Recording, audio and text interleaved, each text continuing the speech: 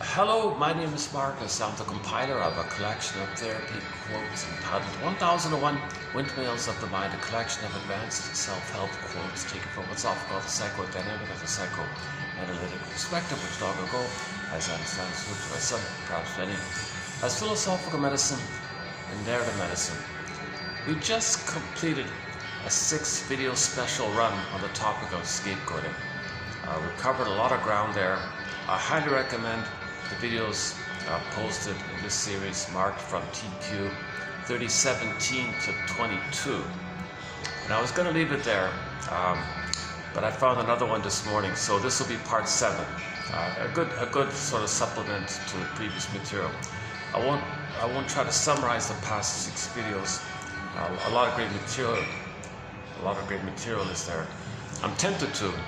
We discuss the Wayward Princess story, excellent one. Ursula Le Guin's story called Those Who Walk Away from Omelsa, the short story about it, also on scapegoating.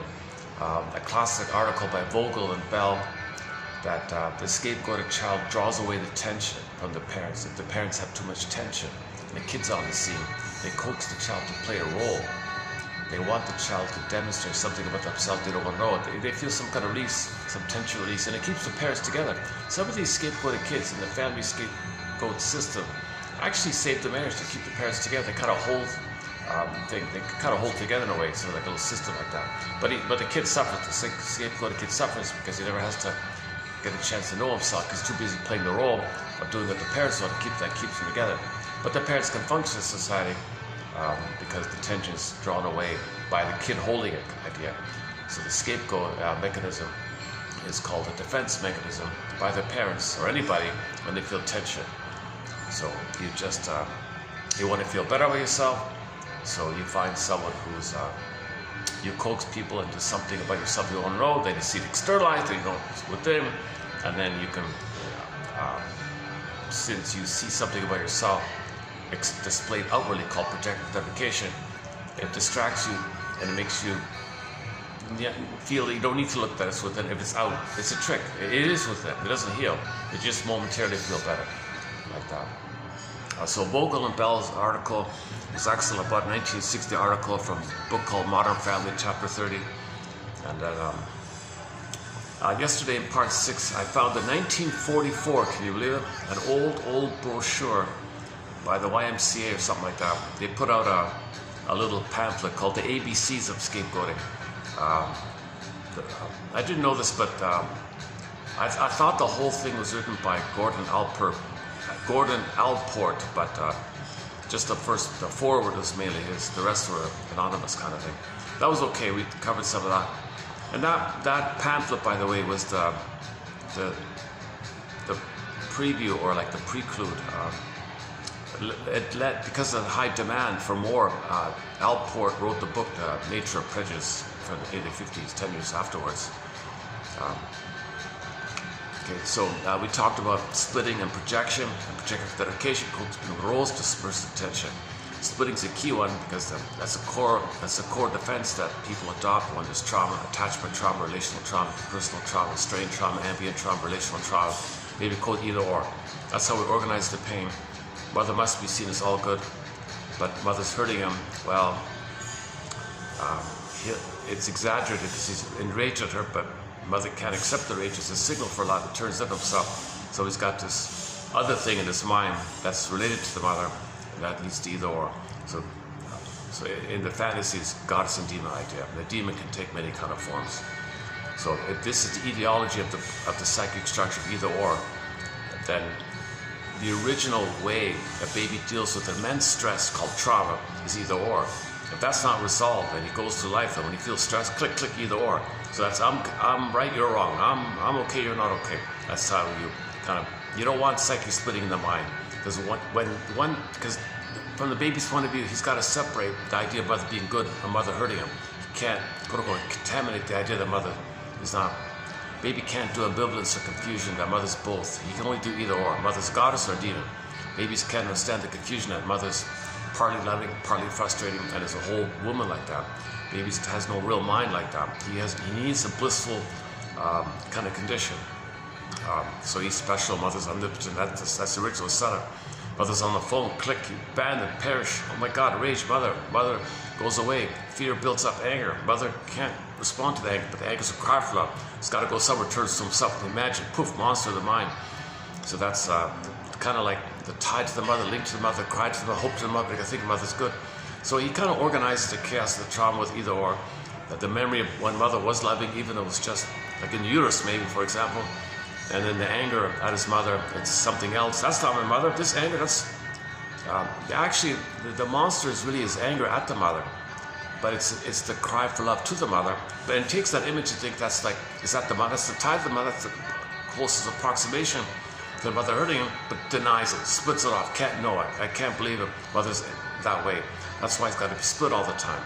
So this is the core thing here. This is called either or thinking, adversarial thinking, jungleism thinking, my greedy or greedy thinking, eat or be eaten. It's a jungle because the baby's an issue of survival.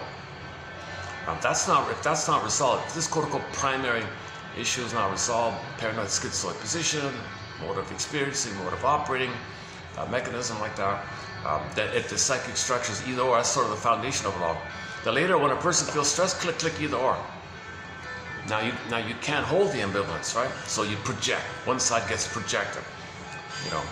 So typically you project the threat in your mind, which is your own anger. Oh, they're bad. They're no good. So you put it out like that.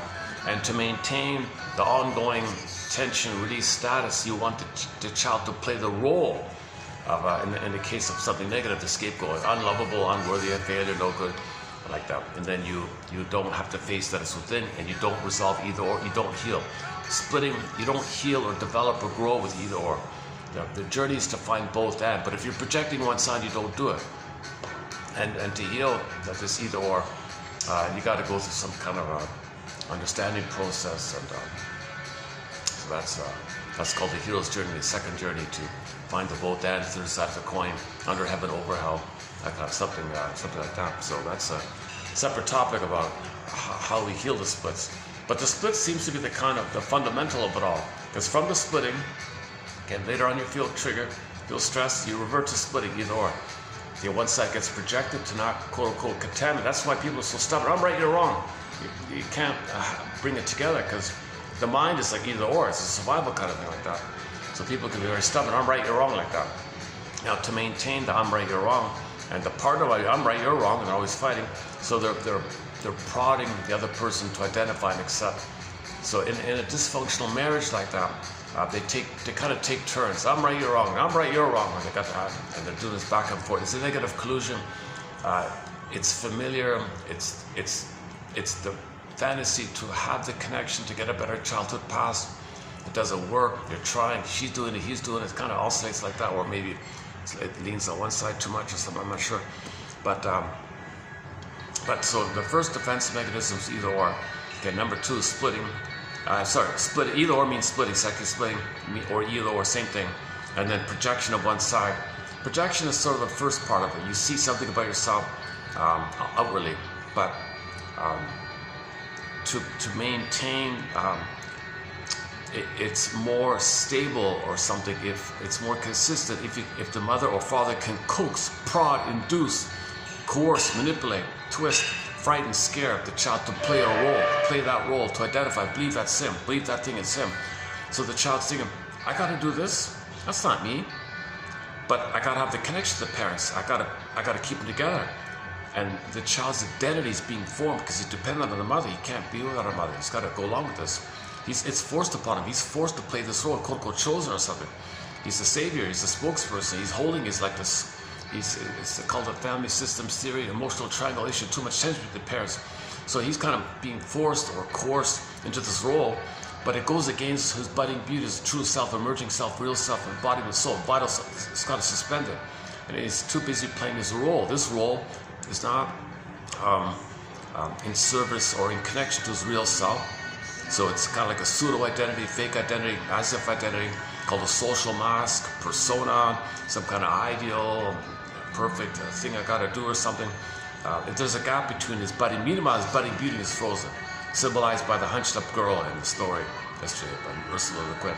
Those who walk away from Omel's lies. So the more you play the role, the more the gap is, the more you disconnect from yourself, you feel devitalized for playing the role.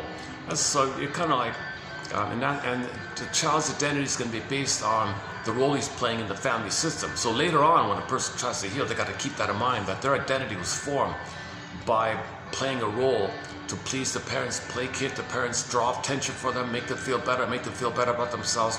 And that's their kind of role like that. And they may go through life with that kind of role in society. So yeah, today's quote, she said that. Today's quote was the scapegoated kid. One kid was scapegoated by the parents. And that kid has a kind of a lifestyle, a quote-unquote lifestyle, or self-fulfilling prophecy, kind of expects it. Because if he's conditioned to always be scapegoated by the parents, he goes to school, he went to the school or something, and he's kind of hiding all the time or something. And the people were mocking him, teasing him, and then now others join in on it. So he kind of just, his behavior in response to his parents, he carries it with him, and others it's self-fulfilling prophecy, because he projects others to scapegoat him because he's familiar, and his comment was, "Oh, you're teasing me, you're taunting me, are you? I don't care, I'm used to it, doesn't bother me." So that's the problem. He might adopt that role when he goes to school. So that's the curse of the child playing a role so early on for the parents. He can carry it and play that role continuously by his behavior, kind of self-fulfilling prophecy, expects it, and other people respond to his expectation. And it's a famous confirmation bias like this. So that quote's coming up today in part 7 here. I haven't been here in a long time. Nice little place. Man, oh man, it's yesterday and today as well. It doesn't look blistering hot, but man, oh man, it's hot outside. It doesn't look it, right? When you see outside, it looks like a pleasant summer day. It's actually quite. There's a sort of a humidity factor or something. They said for the next week it's going to be quite hot. All these heat advisory warnings and things like that. Yeah, 43 with the heat index. 33, only 38 officially, but 43 with the heat factor. So I came into this air-conditioned place for a change. A little extra effort to get here and all that, but it's well worth it. Okay, so we'll be doing part 7 today, so stay tuned. We'll be doing part 7 of 7. I think I'm going to have to leave it at 7. It started off as a 3-video run. It went up to 5, and then I got the 6th one. And here it happened again. This is going to be part 7. So it's okay. This is part 7. This will be solid. It's a solid quotes. And there's one from a nurse as well. The nurse made a funny comment about scapegoating in her nursing unit. So we'll get to that one there. Okay, so either or, that's splitting. Okay, projection and projectification, where the kid plays a role. Now he's playing a role as his identity. Okay, so as the parents succeed in using projectification, okay, because they have either or projection in their mind, the parent has schizoid mode, the kid ends up with the role. The kid playing the role allows the withdrawal or the dispersal or the drawing away, the drawing off the tension. It's continuously. As he plays the role, it's continuous. Remember, the trauma is no time. And there's a pain there, there's no time, so the pain pump's going on continuously. So if the kid plays the role continuously, it's like a system of energy going out like that. Some poor kid suffers keeping the parents together, so because they don't know how to heal from their pain. They don't know how to heal from their trauma. Their parents didn't get their primary needs met. They never went on some kind of self-introspection, never looked in the mirror, never examined themselves. And they're still trying to get mother's love in the past through the partner. He wants mother's love. The husband wants his mother's love, using the partner as a substitute, hoping he'll magically get mother's love back in the nursery. She's doing the same thing. He's doing the same thing. A lot of tension, competition, either or, up and down, kind of fighting. So a kid comes out, it draws away some of the tension. And many times the parents are on the verge of a divorce. The kid she was pregnant, it keeps them together. So a lot of these scapegoated kids keep them together. Now, by the way, yes, we talk about, the topic is on scapegoating, but the idea of roles can be positive. There can be positive roles. The child might be assigned, quote unquote, the golden child, the hero child, the star child, where they or the child is prodded to be a star. So if he's seen, the parents feel seen. The parents thinking they're going to be seen vicariously, the child being seen, the parents being seen. That's the fantasy that others, that mother's going to see them and connect with the mother and get a better childhood past if others see them through the child being seen by others.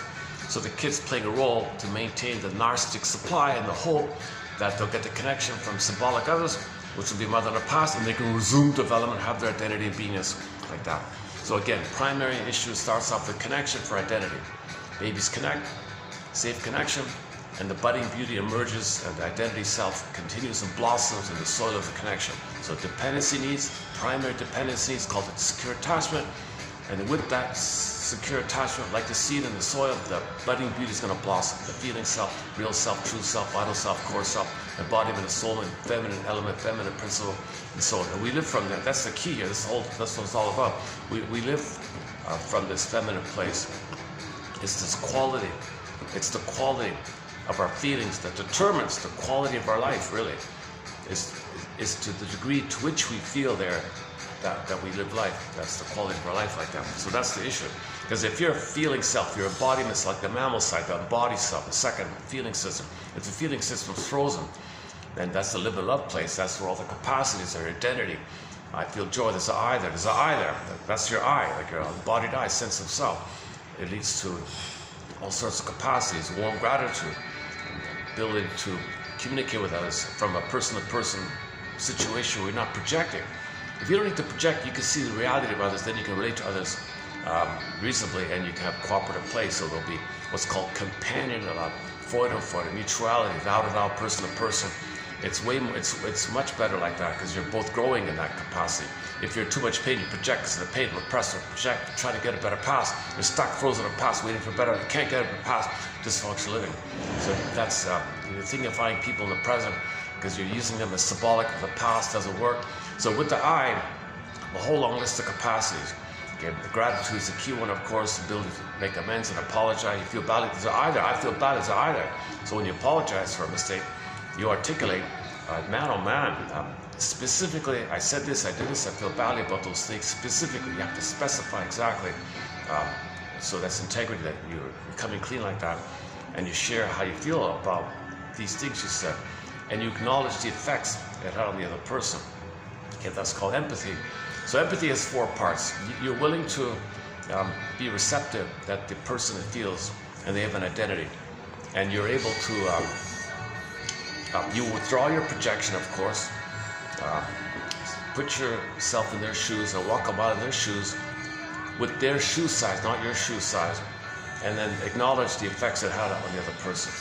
So apology, empathy is kind of linked like that. And of course, this act of, and then the amends part, So that's a whole separate topic about empathy. That was a recent quote added to our collection. We got 67 topics actually on the go. The most recent one, is scapegoating, but we also have an empathy topic. So with the I, with the core self-I, a lot of capacity. You know what's unique about yourself. You express what's unique about yourself. Oh yeah, I just found it. Oh, hang on. Coming up in the pipeline, I just found this, just while I was waiting to start the video. I was just skimming a book here. Oh, so coming up in the pipeline, there's a line here, let's see. Each of us enters the world possessing an innate core true self. Each one of us is an original model, quote unquote. And as such, we all have unique gifts to offer the world. Again, each of us enters the world possessing an innate core vital true self. Each one of us is an, quote, original model. So that's nature's greatest miracle, Augmentino. Never in all of history was there ever anyone like you. Never in the future will there ever be anyone like you. Everyone is a unique, original model, and everyone's unique like that. So there's something special about that, nature's greatest miracle. Plus the backdrop of it all, the odds of any person being here are 1 in 400 trillion. So we're kind of special, unique, part of the great spirit. So everything in nature is unique. Every tree is a little different. We're all trees, so we're all humans, but there's a uniqueness like that. And we're meant to have this vital self, this core self, this true self, which is unique. And we're meant to express it, and the Great Spirit's happy when we express it. So we feel a body, we feel a home, we feel connected to ourselves and to others and the whole system. And and the Great Spirit's happy when we are ourselves. But with trauma, that's suspended. And something, but there's an innate drive for healing. And the thing is, we have a cortex, we're meant to cooperate the healing process. Because our mind creates these stubborn assumptions and it gets in the way. So we've got to face our stubborn assumptions, called existential beliefs and all that, and then allow healing to happen. So we kind of get in our own way like that. So psychoanalysis is about how do we get in our own way to allow healing to happen like that. So that's coming up in the pipeline. Again, each of us enters the world possessing an innate core true self. Each one of us is an, quote, original model, unquote. And as such, we all have unique gifts to offer to the world. Okay, Virginia Satir, I Am Me, all these self-help kind of ideas. All right.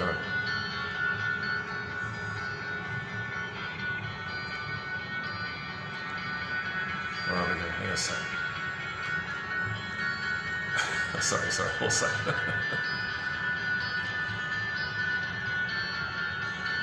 We're doing 23 today, right? Also, we're going to be doing 30-23, right? Okay, this will be part 7. So 30-23, part 7. So now I can expand on it. The scapegoating topic now runs from 30-17 to 30-23. So stay tuned, yeah, that'll be a good one. Okay, what else? So before we start part 7, any other opening remarks here?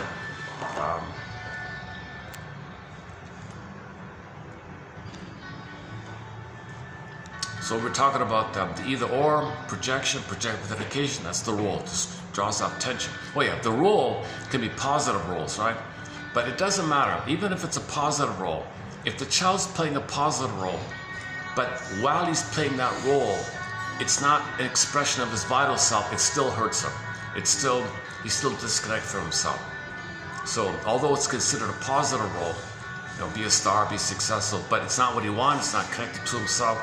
He gets benefits, but he'll feel empty and hollow when something's missing like that. So obviously it's better.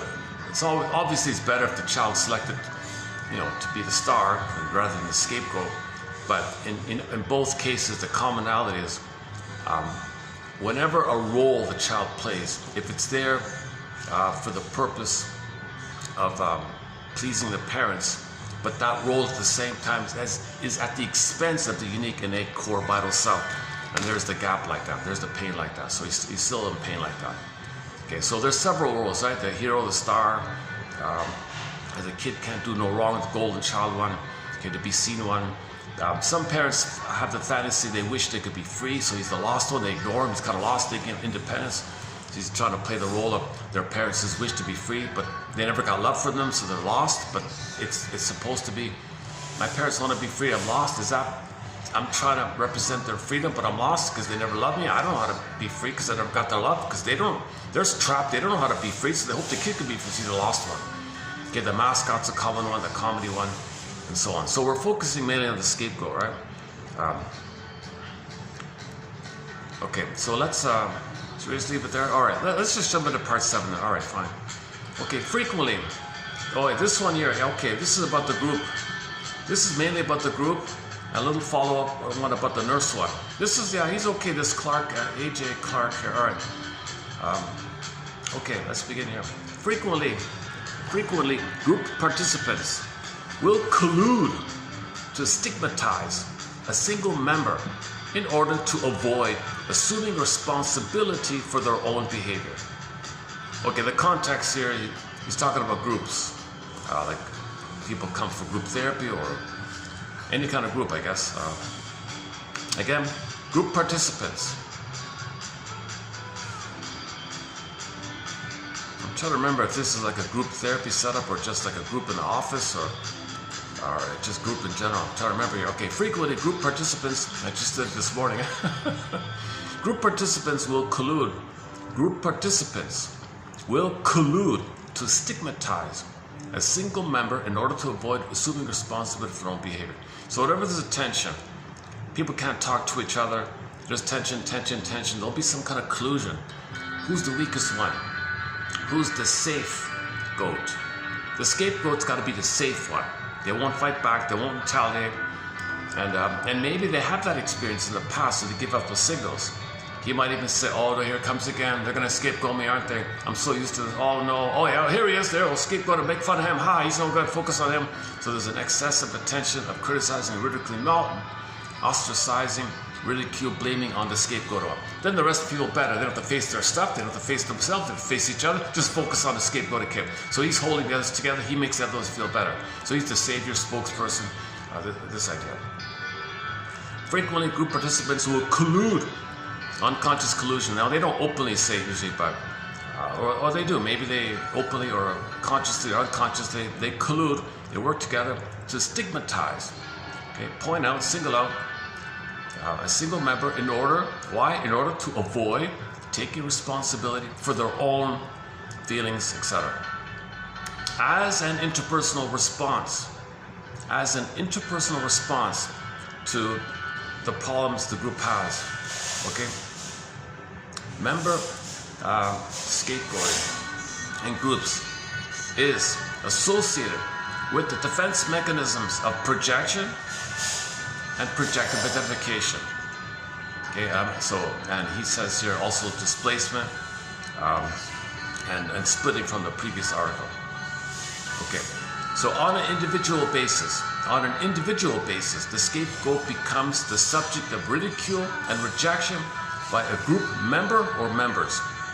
Although there are clear instances of unwilling scapegoats, more often the target at some level provokes the attack. Okay, often scapegoats do some little thing, like the gotcha game. They wait to see some fault. Aha, okay, pick on him. And it's an exaggerated over-response to everything on that person. So you look for some fault in somebody, some weakness in somebody, and then heap all of your burdens on it. So it's like a hook and you hang your coat on it. It's just too much. So the scapegoated person maybe is a little weak or foolish or makes a little mistake, but suddenly he's the most hated, terrible person in the world kind of era. It's just way over the top. Yesterday's topic from the Alport article. 1944 article, he talked about it as well, back then.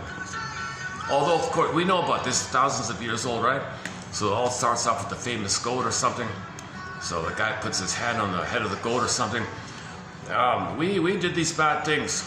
Okay, goat, you run into the forest and take our sins away, take our problems away. Magical thinking, right? Wishful thinking, right? This kind of thing. So it's just an exercise to feel better from money. They do it every year or whatever it was. So it doesn't heal. But. So nowadays we call it the emotional triangle. So you've got the line there, mother and a father, like a single line. Too much tension. Oh, when the third is there, it disperses the third. I got a triangle.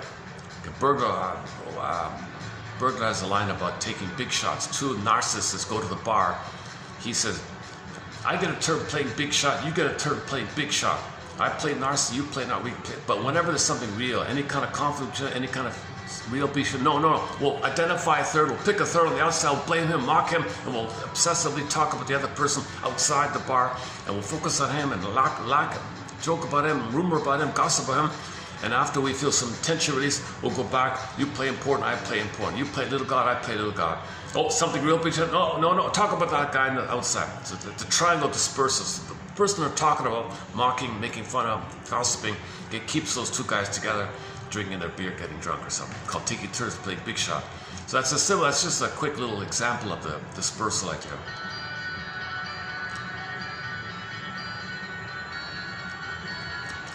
It is possible that such persons may find it more tolerable to handle rejection for their immediate actions than for other reasons. Okay, so the person selected, sometimes people end up in this because they're used to it, it's familiar for them, maybe that's how it's the role they play, maybe it's something like that, same idea, right? Okay, as another possibility, individuals may feel unworthy. Okay, so some people end up as a scapegoat because that person maybe personally feels very unworthy of acceptance, and he thinks this negative thing. Maybe that's the price he pays, so he's not completely ignored. So he plays a role. He's included somehow. That's kind of sad, right? Considering the scapegoat identity formed within the family setting, it is reasonable to assume that some persons with this background may anticipate rejection upon entering a group and as a result, quote, easily slip into the role of a scapegoat.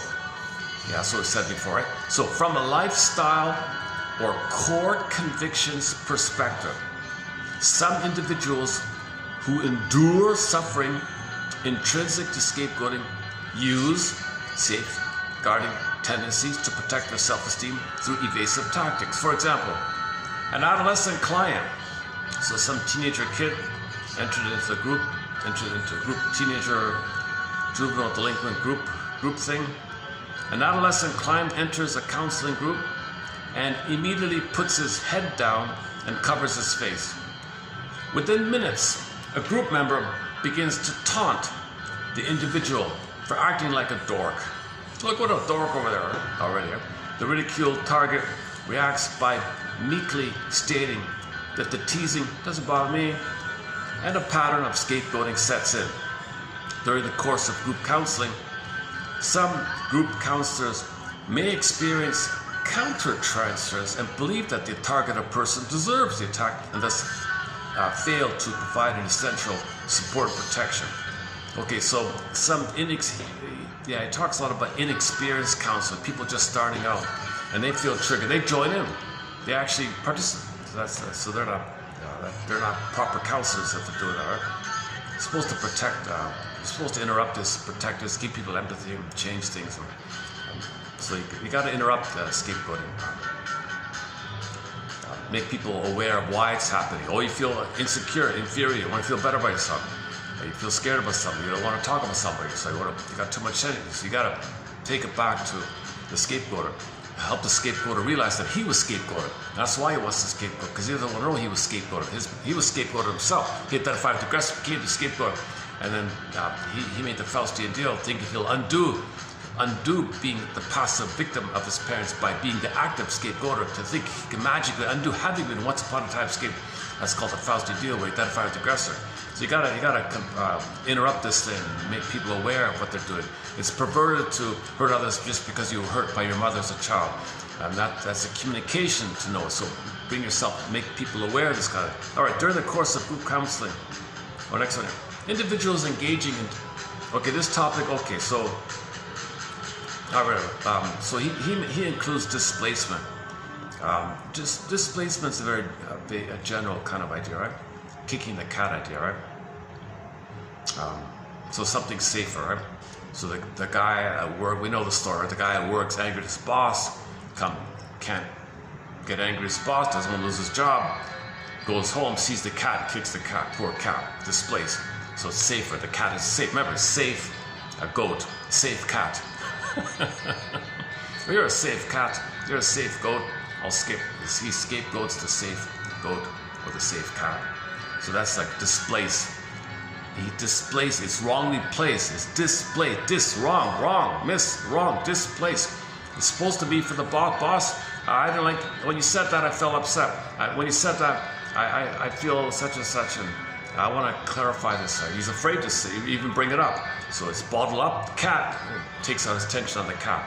So, displacement. For example, individuals engaging in displacement are typically unable to express negative feelings directly to their source, primarily because of their fear or the inaccessibility. So for example, in one of his groups here, so he ran a group, like an AA kind of group or something. So he was an AA counselor or something, I guess. In an adult group of alcoholics or something, a client repeatedly berates another person for his lack of participation in discussion. After a number of sessions, however, it becomes apparent that the vocal member experiences strong, unresolved feelings toward his deceased father, whom she's a woman, or whom she earlier perceived as emotionally distant and unresponsive, by diverting intolerable feelings to the target member. Remember, the client avoids differentiating emotional issues as they relate to their actual source. Okay, so simple idea, right? So this woman is upset that the father was a cold fish, never talked to her. The father dies, never faced it, joins the group, and there's somebody in there who's silent all the time, reminds him of him, she barks at him. Why he's so quiet? Simple. So that guy's scapegoated, right, in a process called displacement. Displacement. So that's displacement. It's slightly different from projection, but that's displacement. All right. Okay. So displaced means she's angry at her father, right, but couldn't express it. So somebody reminds the father, so she dumps on the guy, because you remind me of my father, I'm angry at you. Do I remind you of my father? That's displacement, right? Okay, projection, next one here. Clients may also use projection to groups by attributing intolerable behaviors to others that is character of themselves. So projection is something about yourself, something about herself. So let's say the woman tends to be quiet and she hates it, and the guy's quiet, that's about herself. Why is he so quiet? Well, she's all quiet, but she's embarrassed. She's afraid to talk. You're afraid to talk. What's wrong with you? Why don't you speak up? And she's the one so she doesn't want to face why she finds it hard to speak up, but why she's so quiet. That guy's quiet. Why is he so quiet? She barks at him. So that's called projection. Different from displacement. Displacement is like the outer to him, but projection is from her to him, right?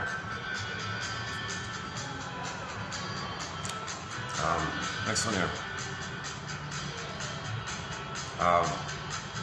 By diverting intolerable feelings to the target member, the client avoids differentiating emotional issues as they relate to their actual source. So she's avoiding herself, right? She's not looking in the man in the mirror. She's projecting, blaming, right? Displacing, projecting, blaming, same thing.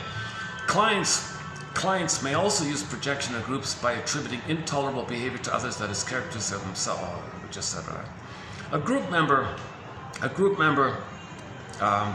or projector assumes that other group members maintain negative feelings toward her. Okay, another example. A group member or projector assumes that other group members maintain a negative attitude toward her, even though that's not true.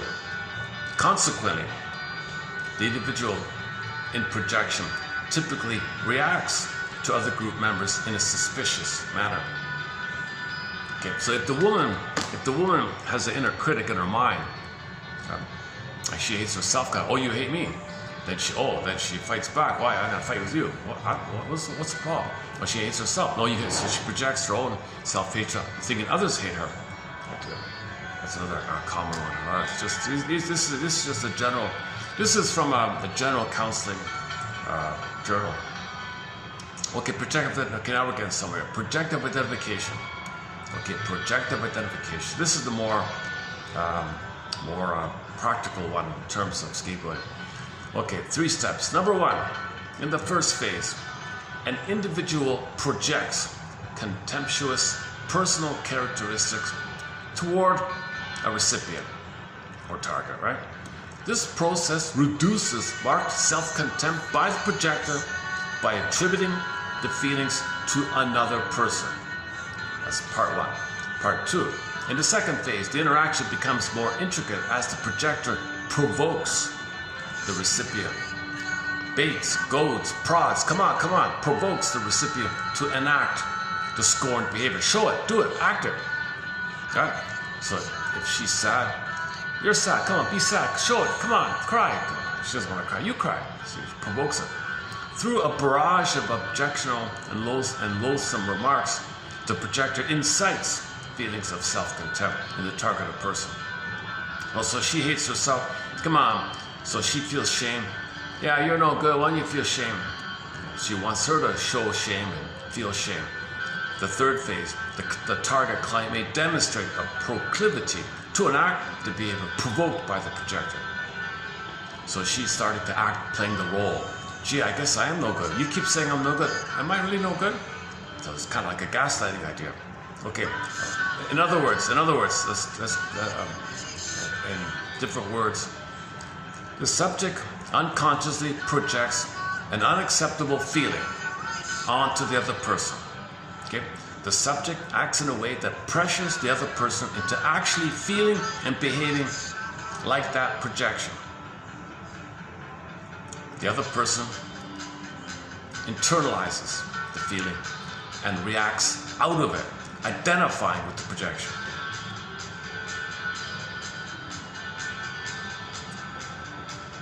It's kind of like the gotcha game, Eric Berne, right? When a person says gotcha, they are using the mechanisms of projective dedication to regulate their own self-esteem.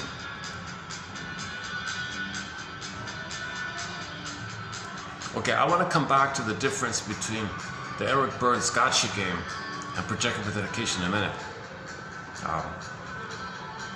So it's, I'll put that aside for a second. Let's finish this Mr. Clark here. As long as others outside the group function, as long as others outside the group function as sources of blame, the likelihood of member accountability and change is remote. Okay, the moment the group is blaming a scapegoat, they don't change, they don't heal, they don't get better because they don't look in the mirror. Yeah, so they never get better. So think about an office. Okay, think about an office.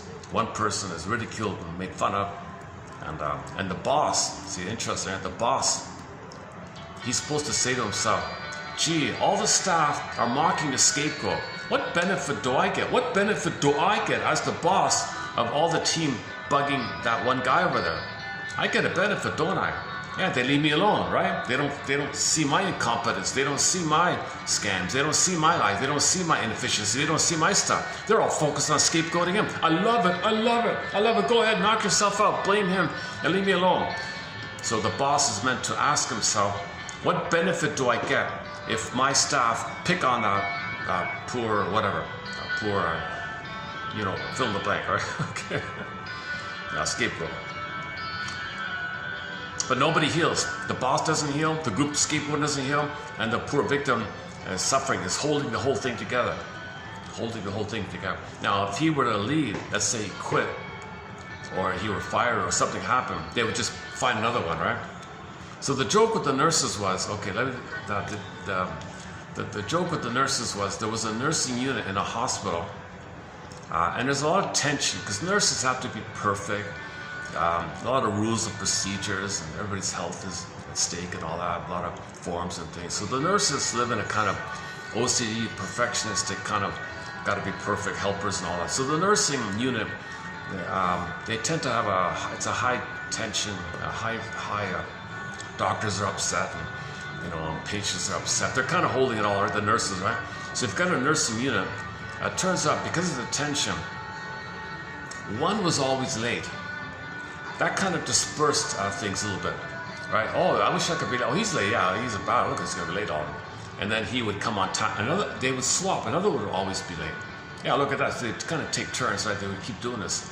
At one point, one of the people who was always late was on the verge of being fired. They were all panicked. Wait, don't fire him. Uh-oh. One person joked, said, "Don't worry. When we hire a replacement, when they do the job interviews, all we have to do is hire the one who comes late."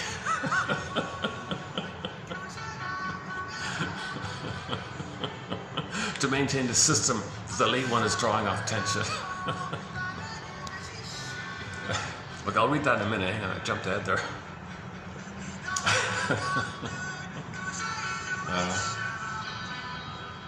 Okay, we'll do the nursing joke later, and the gotcha, the difference between gotcha and projective dedication later. Let's finish Mr. Clark's one here. Hang on. Where are we here? Okay, so we're talking about nobody's healing or growing by this activity. Even if it's a therapy group, nobody's healing by this.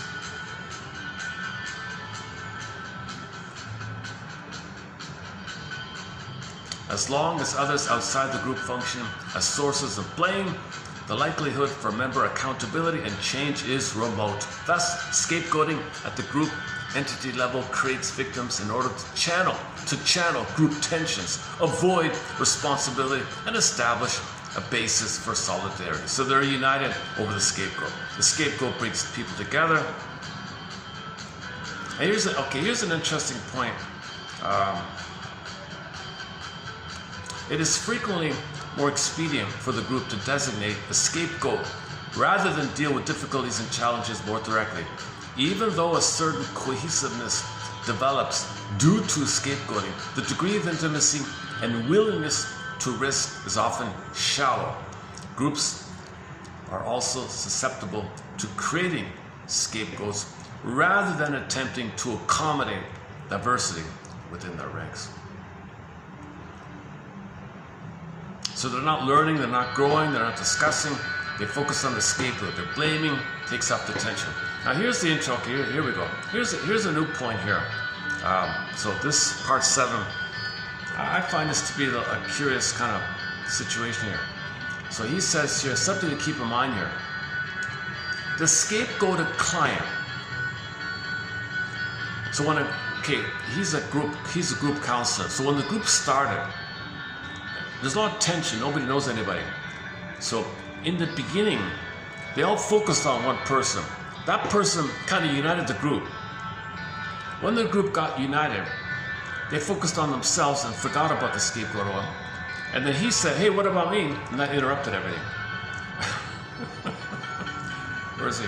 The scapegoated client frequently plays a prominent role in the formative stages of a group. In later stages, however, as communication and interactions in group become more direct and supportive, the diversive function of the scapegoat is no longer needed. Consequently, if the scapegoated client attempts to elicit attention as a victim, hey, what about me? Aren't you going to pick on me? The group will attempt to ignore or limit the behavior rather than provoke it. The result is that the overlooked scapegoating will serve to hinder the group's full therapeutic potential from being reached. Did I get that right? The group will attempt to ignore the behavior. Yeah, I think so, yeah. So the scapegoat unites, right? What about the family? Okay, let's say the parents get married, they're fighting, the kid is there, they scapegoat the kid. The scapegoated kid, maybe the parents start to get along with each other. Now they're happy with each other. They ignore the kid because he did his fault. You did your job, you brought us together, now we calm down, now we can ignore you. What about me? I brought you together, and now you're happy, you're gonna forget about me, but I'm still around you, I need your love, you're gonna ignore me? I did all this, now you feel benefited from me, now you're gonna ignore me? Yeah, we want to ignore you because we're getting along with each other. What about me? Oh, we don't like it, that's why we scapegoat you. Yeah, but you scapegoated me, we scapegoated so we can feel better about ourselves. Now we feel better about ourselves, now we don't need you. So the kid is going to be very upset by this kind of arrangement, right? I think that's what it means. Okay, to be updated. Okay, the kinds, just last kind of, on a positive note here. The kinds of things that the counselor might say to a counseling group is, he calls it self-disclosure or making I statements. So I don't have the whole, he runs through all the typical counseling reframe, cognitive reframe, clarifying, mirroring, all the usual sort of counseling 101, paraphrasing what they say, or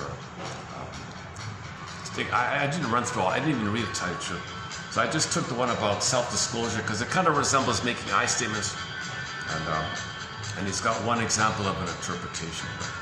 So he's not a shrink, so he doesn't really have interpretations here. So the kind of things he said are, quote, so this is the group counselor, quote, Joe, you appear to have strong feelings built up that are difficult to express directly. Okay, so that could be either for the scapegoater or the scapegoater, right? That could apply to anybody who's acting out or being passive-aggressive, or you appear to have strong feelings built up that are difficult to express directly. Yeah, that's true. Okay, next one. Cool. Could it be Okay, this is to the scapegoated kid. So if the scapegoated member in the group, okay, so the counselor says to the scapegoated member, "Dear scapegoated member, could it be that a long time ago you assumed the role of a victim in order to have a place in your family?" Son of a gun. Now that you mention it, never thought of it that way. Now that you mentioned it, again, could it be that a long time ago you assumed the role of a victim in order to have a place in your family? Could it be that a long time ago you assumed the role of a victim in order to have a place in your family? Could it be that a long time ago you assumed the role of a victim in order to have a place in your family? Okay, excellent. Cool. I guess this might be the scapegoat one, maybe, or the scapegoat one. I'm not sure who this is for. Okay, cool. Is it possible that you first reject other people so that they are not in a position to reject you? Very common thing, right? Very common thing. I don't want to be rejected. I'll reject you first. I don't feel pain to reject if I first reject. That's a very common thing, right? As a defense against anticipating rejection, you reject first, right? Is it possible that you first reject other people so that they are not in a position to reject you? Okay, lastly. Cool. Dear group members, dear dysfunctional, neurotic group members, I'm wondering if we perhaps spend a lot of time on less significant issues and red herrings and blaming people outside the group even, so that we don't have to really get to know one another.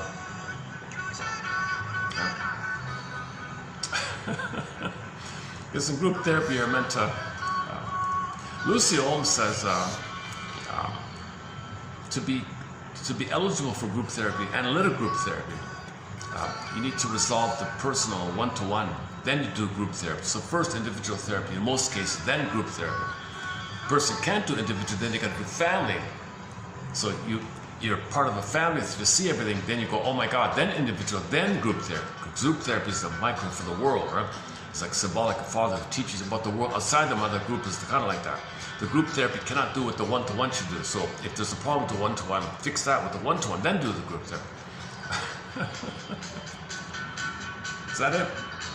Okay, let's see if the phone will read this out. AJ Clark.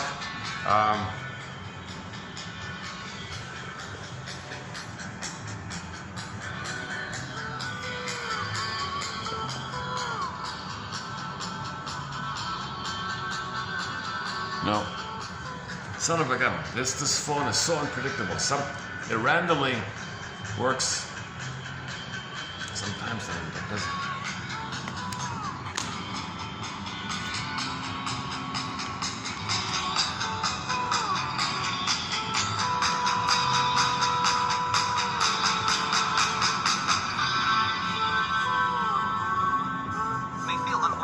And negative interactions become the psychological price that they are willing to pay for not being ignored. Considering the scapegoat identity formed within the family setting, it is reasonable to assume that some persons with this background may anticipate rejection upon entering a group and as a result easily slip into the role of the scapegoat. From a lifestyle and organization's perspective, some individuals who endure suffering intrinsic to scapegoating use safeguarding tendencies to protect their self-esteem through evasive tactics. An adolescent client enters a counseling group and immediately puts his head down and covers his face. Within minutes, a group member begins to taunt the individual for acting like a dork. The ridiculed target reacts by meekly stating that the teasing doesn't bother me, and a pattern of scapegoating sets in. During the course of group counseling, some group counselors may experience countertransference and believe that the targeted person deserves the attack and thus fail to provide essential support and protection. Individuals engaging in displacement are typically unable to express negative feelings directly to their source primarily because of their fear or the inaccessibility of another person. For example, in an adult group with substance abusers, a client repeatedly berates another person for his lack of participation in discussion. After a number of sessions, however, it becomes apparent that the vocal member experiences strong unresolved feelings toward her deceased father whom she earlier perceived as emotionally distant and unresponsive.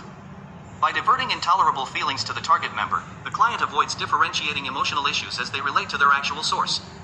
Clients may also use projection in groups by attributing intolerable behavior to others that is characteristic of themselves.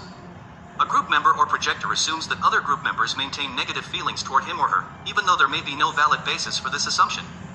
Consequently, the individual engaging in projection typically reacts to other group participants in a suspicious and aggressive manner. Projective identification. In the first phase, an individual projects contemptuous personal characteristics toward a target or recipient. Go on, go on. Come on, come on. Does it again. It does this annoying thing where it just randomly pauses for some strange reason. Maybe I can. Sometimes if I change the voice pack, let's see, female. Maybe she's in a better mood.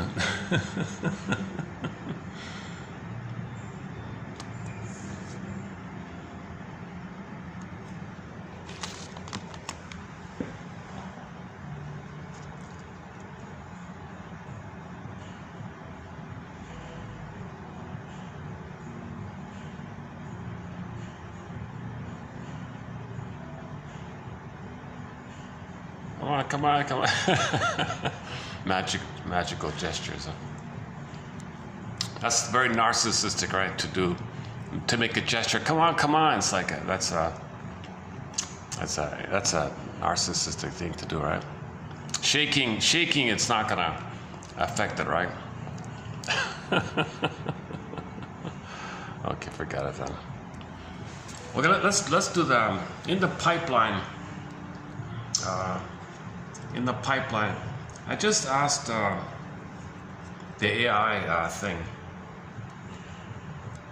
about the difference between, let's take it up, hang on a sec. Where is it again? What's the difference between, okay, here we go. Okay, I just asked the AI the question, what's the difference between Eric Berne's gotcha game and projective identification? While both concepts describe dysfunctional interpersonal dynamics where one person subtly forces another into a specific role, they come from entirely different psychological schools and operate on different structural levels. Okay. The primary difference is that Eric Berne's gotcha games, formerly entitled "Now I've Got You, You Son of a..." So in the book, games people play, the common one is this one here. Okay, now I got you, you son of a... Okay. Called gotcha, or also known as gotcha game. Okay, so this game called Gotcha by Eric Berne is a structural, behavioral series of social transactions used to justify anger and avoid intimacy. In contrast, projective identification is a deeply primitive, unconscious psychoanalytic defense mechanism where someone projects an intolerable part of their own psyche onto another person, unconsciously manipulating that person into actually feeling and embodying that projection. Okay, so first of all, the theoretical part here. So from the theoretical side, Eric Berne has a model called TA, transactional analysis. This is a theory about ego states, PAC. Okay, so we can come from the frozen child place, identification to aggressor called a parent. Okay, where you're not an adult, you're a grown-up.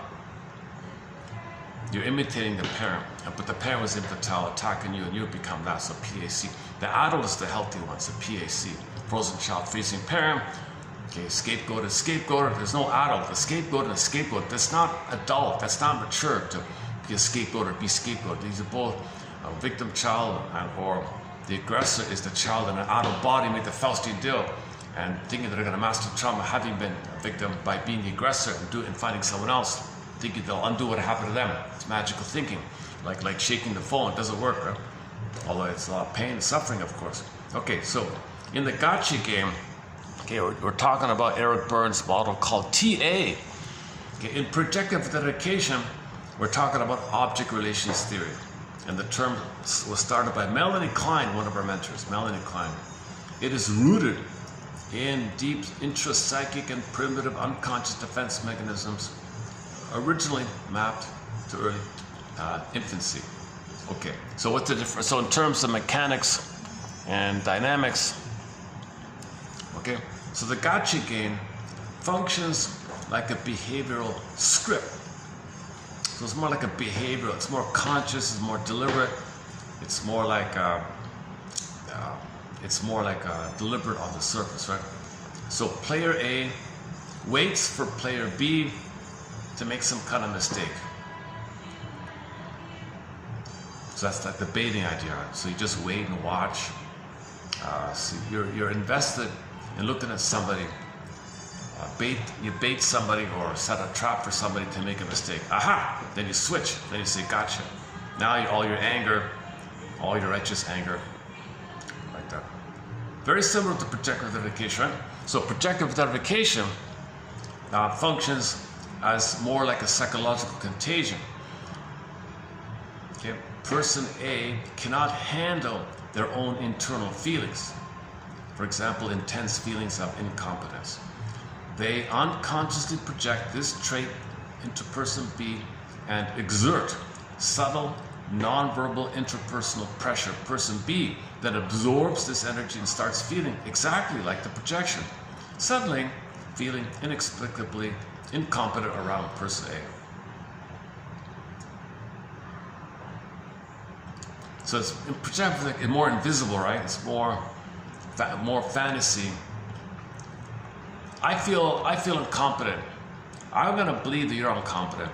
Let me talk to you in a way. Let me see a little innuendo there, and you end up feeling and thinking, and the victim. Why do I feel like I now have less confidence after talking to you? Oh, good. So the projector was able to say to mommy, I'm in pain. So the victim is playing mommy. So projective identification, the source point of projective identification is the baby communicates to mother. Mother contains, holds, soothes, sees, metabolizes, mentalizes, thinks about it, has reverie, attunement, entrainment, and responds. That was failed. You do that to someone else. You want someone else to play the role what the breast mother failed to do. So the targeted person was the breast holding it. Oh, good.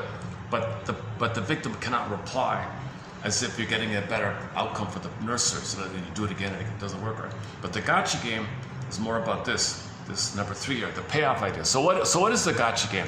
Well, why is the gotcha game going on? Okay, so the difference is, well, first of all, in projective identification, the goal is psychological survival and communication. So projective identification, you want to communicate, you feel incompetent, make him feel incompetent. This starts attention.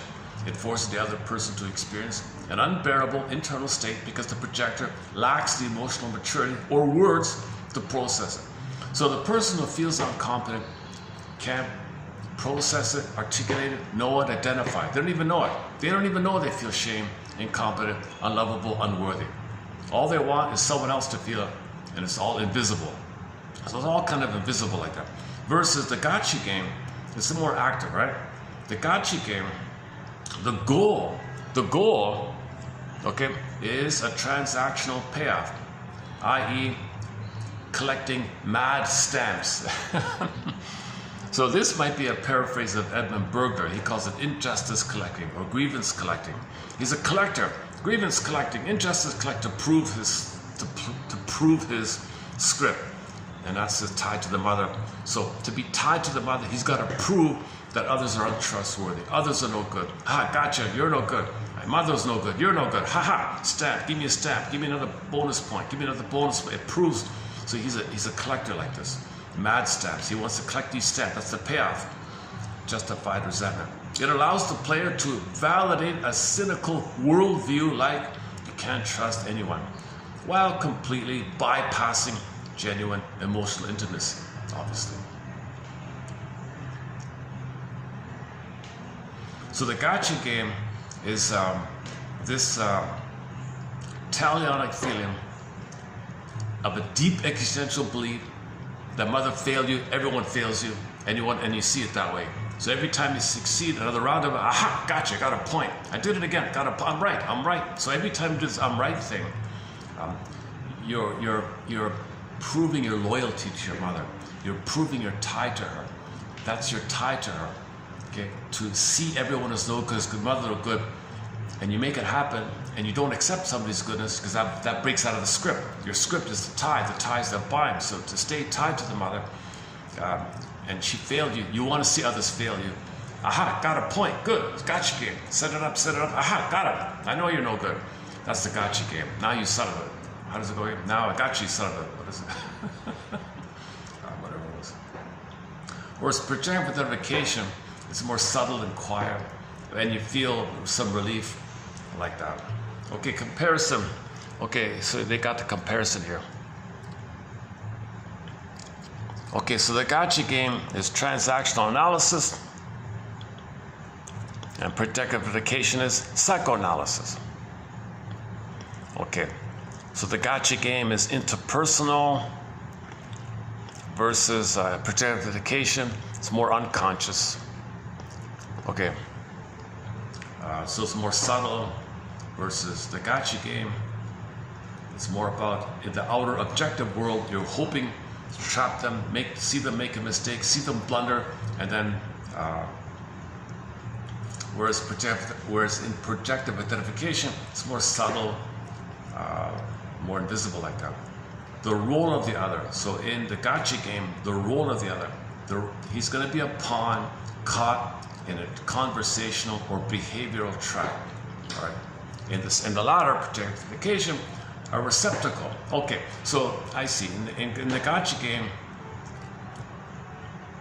it's like a game, like a chess game, like openly, right? But in projective identification, the other person is symbolic breast. Could you hold what I can't feel? A receptacle who takes on and actually experiences the projector's denied emotions. In the gotcha game, aha, I knew it, that kind of thing. I'm justice collecting. I got a point, bing, give me a point. Whereas in the latter, it's more about I can't hold my feelings. Yeah, so the reference to his famous book there, PAC. Very few people notice the lines, right? See, everybody knows this, right? PAC. See, you very rarely have adult-to-adult communication. So one side, does it show up here? Oh yeah, okay. You see the crisscross, right? So the person on the left, he's got a parent mind, middle is adult mind, and then the frozen, wounded child mind. The person on the right, same thing. And when two people talk, ideally you want the middle horizontal line, adult to adult communication. That's extremely rare. Most people don't have it. Usually it's child to child or parent to child, and it crisscrosses like that. Great book, eh? My famous book, still a classic. Gave people pleasure. 1964, publication date 1964. Background. Summary. Oh, summary. Should we read this summary, Steve? Okay. Oh, there was a good follow-up to this book called I'm Okay, You're Okay, right? Well, some of the games. See what you made me do? That's another game. Why don't you? Oh, yes. Ain't it awful? Okay, I think there's 15 core games in there. One of them is the gotcha one. All right. Okay, let's jump to the nurse one. Hang on a sec. Let me take it up here. Give me a second.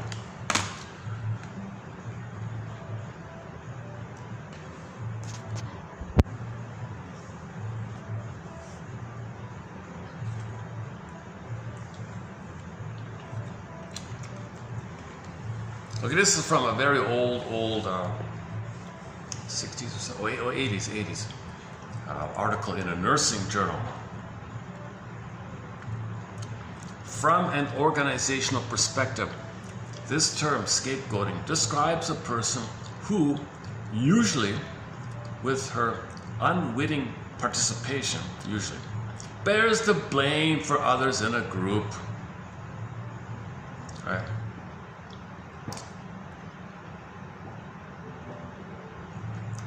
Conditions that create and maintain the use of a scapegoat are often found in healthcare settings. I heard this before. A lot of people say government organizations it's very common in government organizations. Things are very tight and tense, and somebody's scapegoat like that. And if it's really over the top and it's organized deliberately, they call it gang stalking or something. Like they stalk the person, like they really want to drive him out or something. Community stalk, how does it go again? I forgot the exact term. Harassment, group harassment, community harassment. I forgot exactly. TI, he's a targeted individual, the scapegoat. TI, he becomes the TI. So in organizations, the person who's targeted is the TI, they call it. Or in the community, or in the neighborhood, or whatever. Okay? So people feel better about themselves. That's a separate topic, but it's a similar idea. Sad stuff. Yesterday's topic was, Alport said, this is primitive stuff. This is very, very old primitive stuff. We seem so civilized and all that, but this stuff's still going on.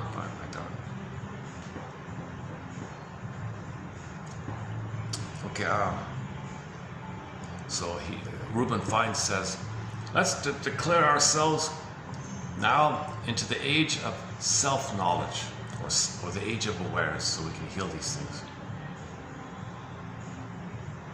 Again, from an organizational perspective, this term describes a person who, usually with her unwitting participation, bears the blame for others in a group. Conditions that create and maintain the use, that maintain.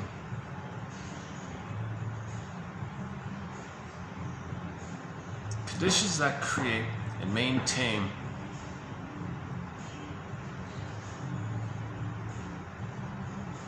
I think there's a typo here. Okay, often in healthcare settings, or whatever. These conditions, these kind of conditions, there's a lot of anxiety in these situations. Not too surprisingly, the process of scapegoating appears to be common among nurses. Nurses, the use of scapegoating in healthcare agencies, departments, individual nursing units, or even within shifts, may be a short-term solution that creates long-term difficulties. Scapegoating can work initially because the group is relieved from the pressure of having to deal with awkward or distressing issues. Instead of being addressed directly, the group, I can't read it out. The group, it won't read out this one here, this is just an image thing. The group perceives problems, this is only a read-only, this one. The group perceives problems as the scapegoat's fault. The group does not engage in the potentially productive if difficult task of addressing the issue. So scapegoats means the group, they don't address anything, they don't face anything, they don't get better, they don't heal, they don't improve. Scapegoats, they use scapegoats so they don't have to do the inner work of improving or look at themselves, right? Now we're not talking about, she said in the article, the difference is maybe there's a temporary thing, you can ride it out, everything will be okay. But we're talking about chronic, systemic kind of things, right?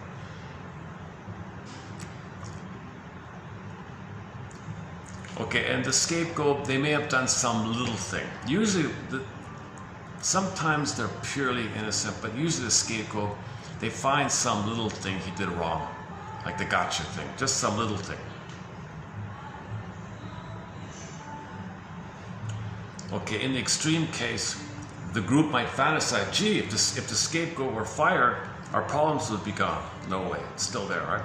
The group will then need to find another person to fill this role. Thus, in the long run, the situation remains unchanged, might even become worse, because the tensions around the scapegoat's problem generate conditions that can make it even more difficult or risky to address the original issue.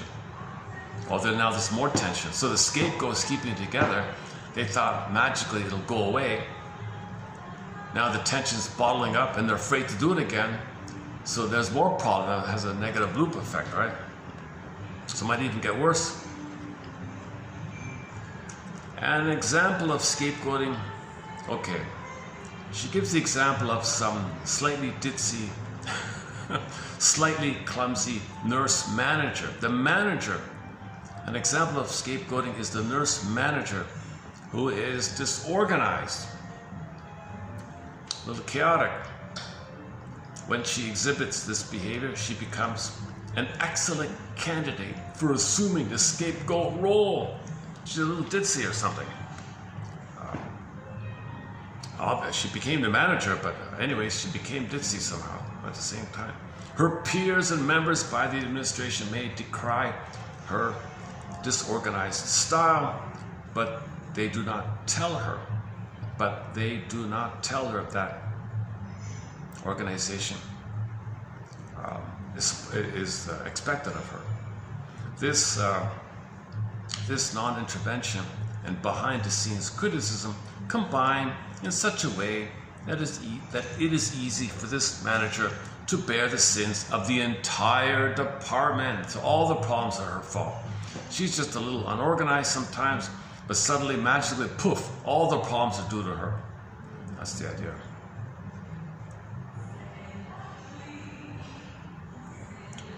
Contributing factors to scapegoating, that's it. High degree of anxiety,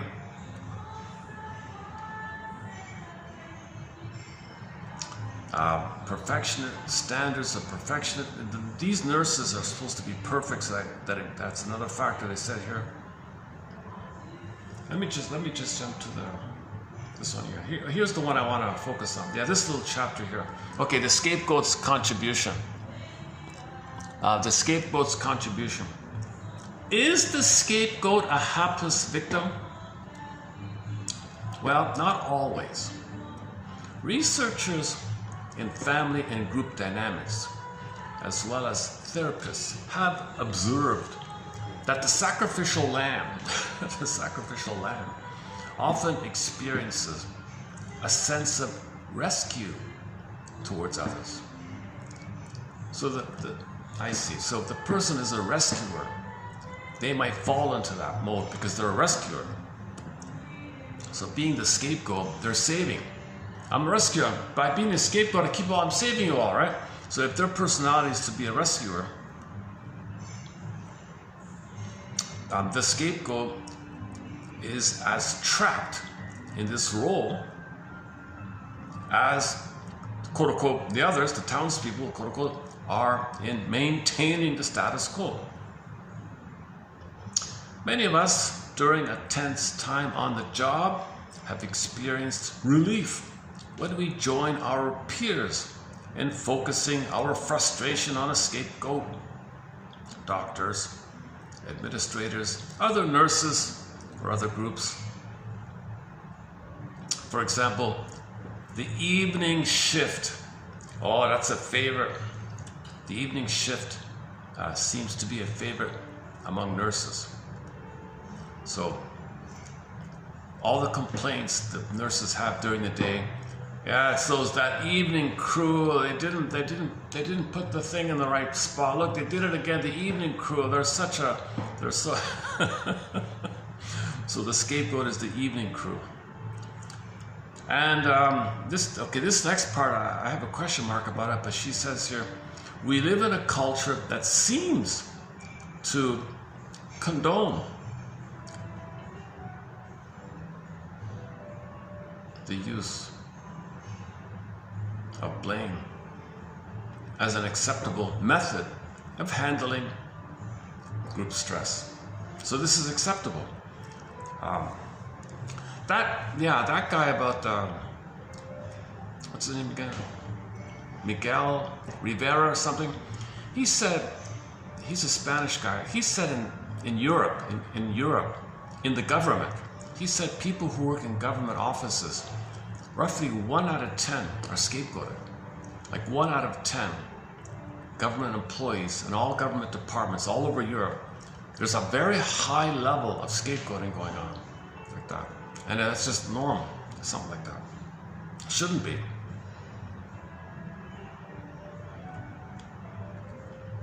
How does the scapegoat become the repository for the group or department's negative thoughts, feelings, and actions?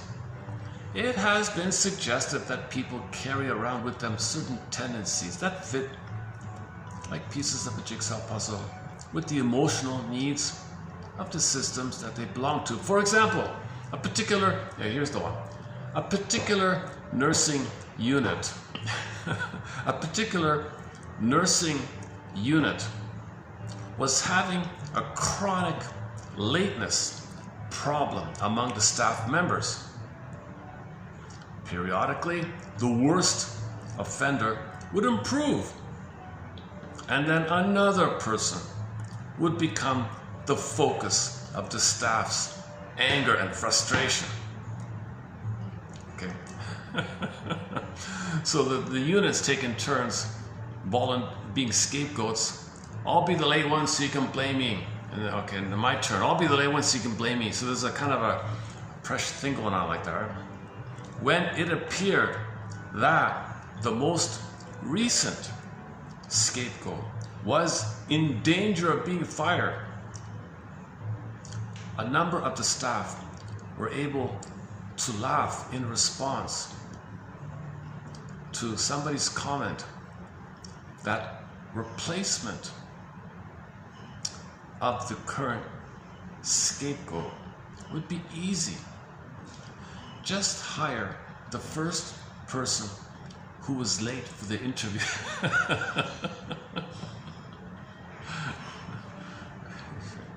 She says she's the one who made the joke, the author.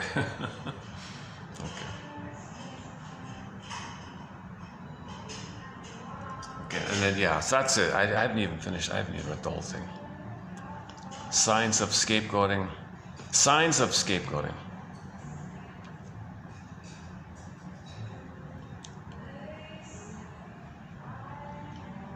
A persistent annoyance or frustration with the same person, shift, unit, or department. Dealing with scapegoating. Getting out of the scapegoat role. What's this? Departments of nursing and those in charge are likely candidates for scapegoating in hospital settings. People want to say what's on their mind and will be more constructive than destructive if they are no longer complaining anonymously. Preventing scapegoating. Okay, the usual kind of communication, making I statements. All right, that's it. This is called scapegoating, identifying and reversing the process by Joan Larton. How are we doing here? Let me check that battery. Oh, 20% on the battery. Oh, look at that, eh? Oh, son of a gun, I forgot to bring the backup battery. I usually bring it for the fan, but I'm indoors. Okay, I have to wrap this up in what time is it? It's only 3 o'clock. Son of a gun. I've got plenty of time. Oh, son of a gun. I've only got like maybe 10 minutes left on the battery here, on the built-in battery. Okay, we covered most of part 7. That's okay. Let's just leave it here. Yeah, okay. Okay, this concludes part 7 of 7 on the topic of scapegoating. The strength was part 1 was the best one. Part 1 on Vogel and Bell's article. part 3 was Ursula Le Guin's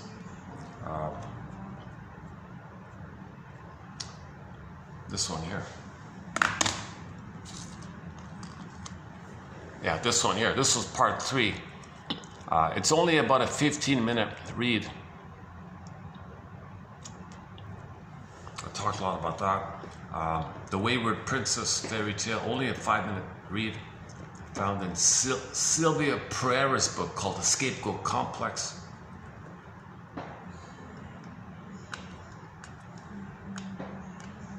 So we did the work of Sylvia Pereira, the fairy tale, The Wayward Princess, Ursula Le Guin's book, Vogel and Bell's article, The ABCs of Scapegoating by Alport, like a miscellaneous, some various miscellaneous ones. Today was Clark. Today was the one by Clark, one from the nursing one. So it's a good start. It's a good start on our topic of scapegoating. But it's not meant to be normal. It's a primitive thing. It's coming from a survival brain, either or. There shouldn't be scapegoating. It shouldn't be it. If you're feeling tension and stress, look at yourself. Look at the man in the mirror. Like that. All right. Maybe we'll pick a song. Let's pick a song and wrap it up for today. Let's see.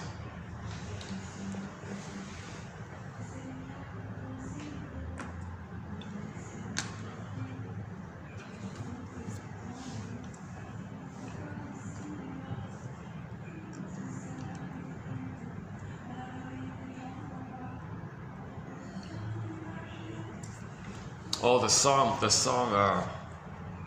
our current song for the topic of scape, I played it yesterday, is Katie Lee's song, The Repressed Hostility Blues. We can borrow it. The Repressed Scapegoater. The Repressed Scapegoaters Blues. So the scapegoater, nobody's scapegoat, he felt sad. Oh yeah, Alport said some scapegoaters are compulsive. They only live for that. That's the severe case. Like, they can't function without scapegoating. These people cannot function without finding somebody to diminish and feel better about themselves. They're really in a rough state. They never bonded with the mother. The scapegoat's always the mother, symbolic breast, and they gotta hold something about them they can't feel. And they take refuge in the grandiosity and all the pain. Someone else holds it. Once again, the baby expresses pain to the mother, and he's special. Oh, there's the warning. And there's my buzzer. Okay, let's wrap it up. Ballad of Crowford. Yes.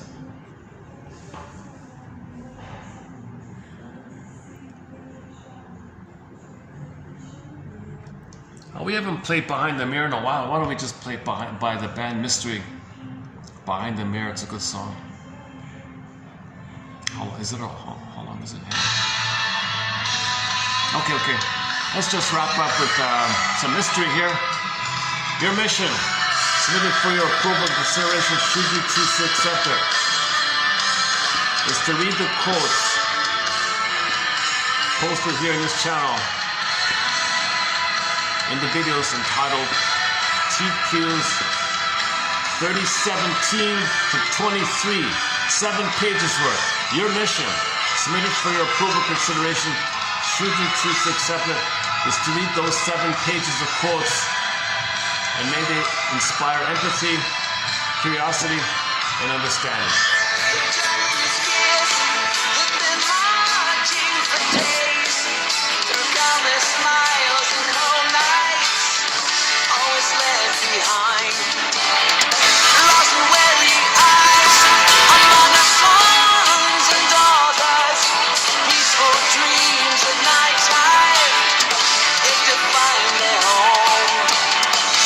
Shining a bar, silver lining of old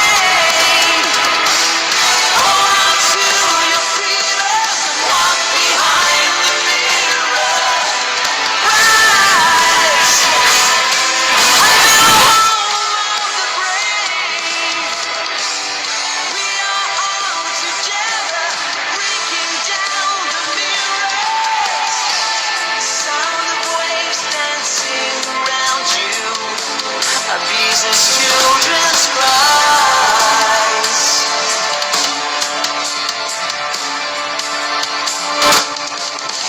The silent silence forever haunts you. The good heart never loses its hope. The moon reflecting on the water, like mirrors on the shores.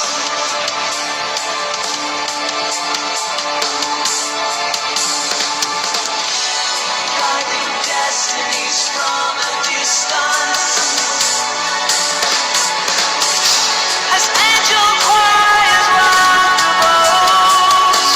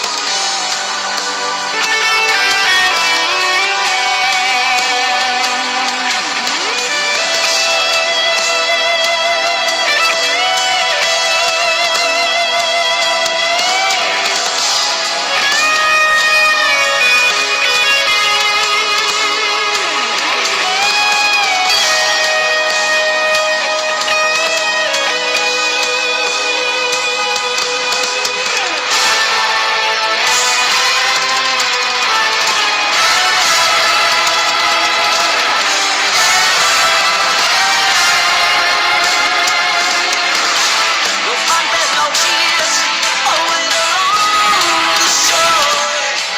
Dreaming like these, you become like enemy within. Freedom is near, but believe the fear. Why feel like shine at both sides? Promise trail of keys. Walking among us and broken mirrors appears. Reflection that a young child, all when our heart is real.